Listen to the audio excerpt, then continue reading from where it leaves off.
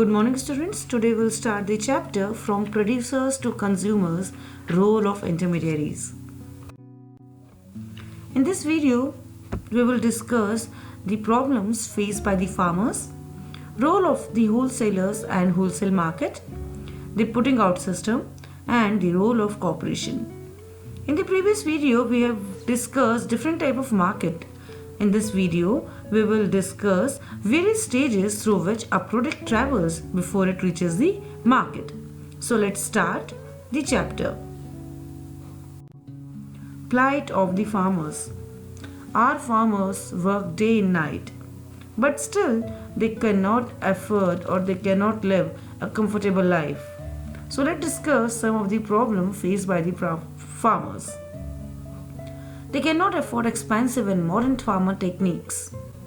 Famines, drought, flood, etc. are some of the problems faced by the farmers. There are months after the sowing the season when he is without work or has to work as a casual labor as construction site. Now let's discuss the storage problems faced by the farmers. Many farmers do not have proper storage facilities. This forces the farmers to sell their produce at the earliest at extremely low price. And the main problem faced by the farmer is with the perishable goods like fruits, vegetables, etc. Proper storing of the goods is a perennial problem for a farmer. Storage facilities are always short, resulting a huge quantity of harvested crops go waste. Now let's talk about the wholesale market. Selling in a mandi is not a simple matter. Only registered traders could take part in auction. Bids are called for the product being auctioned. Traders who bid the highest price gets to buy the grain, and traders had to pay some commission to the Mandi Samiti for their service. Traders bring goods to the wholesale market in their cities, and wholesale seller sell goods to the retailer, and retailers sell goods to the consumers, that is us. Now let's talk about the drawbacks of Mandi. Some mandis lack basic infrastructure like weighing and storage facilities. As a result, the farmer have to wait indefinitely to unload his produce or sell it to a middleman at a lower price. Now, how can we help the farmers? A farmer can be helped by providing him with relevant information about the market conditions and a comparative price structure of the market. Farmers need proper education so that they do not get cheated, and loans can be arranged for the farmers at reasonable rate of interest. Now let's talk about agriculture cooperatives. An agriculture cooperative, also known as farmers cooperative. It is a cooperative where farmers pool their resources in a certain areas of activity. There are two types of agriculture cooperative: supply cooperative and marketing cooperative.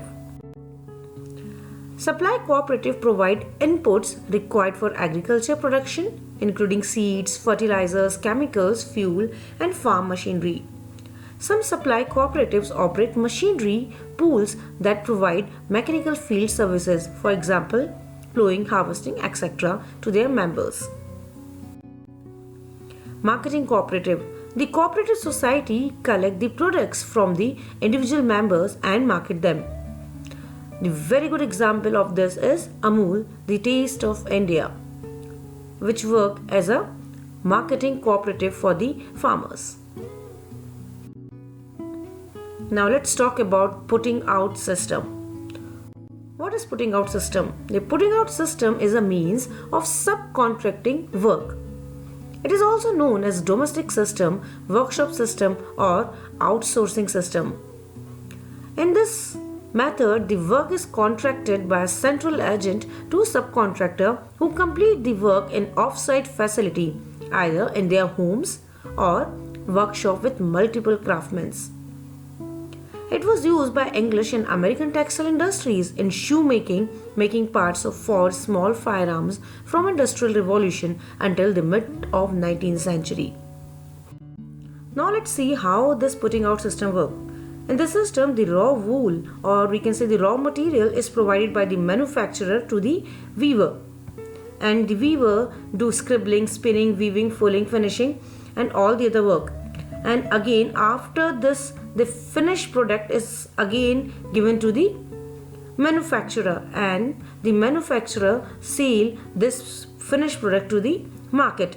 In this system, the weaver does not worry about the raw materials for the quality of the product, and the weaver cannot sell the product directly to the market. Now let's talk about Weavers Cooperative Society. The weavers cooperatives help the weavers to earn a higher income and reduce their dependence on the merchant. In a weavers cooperative, the weavers form a group and collectively initiate some activities. Weaver Cooperative Society help the weaver obtain raw material, maintain the equipment and also sell the finished product at a good rate. The government at times help the cooperative by buying clothes from them. So students, this was the end of the chapter. Now it's the time for some brainstorming exercise. So let's start. What are the types of agriculture cooperative society? What are the drawbacks of mandi? And what are the problems faced by the farmers? So students, give me the answers of these questions in the comment section below. Thank you and have a good day.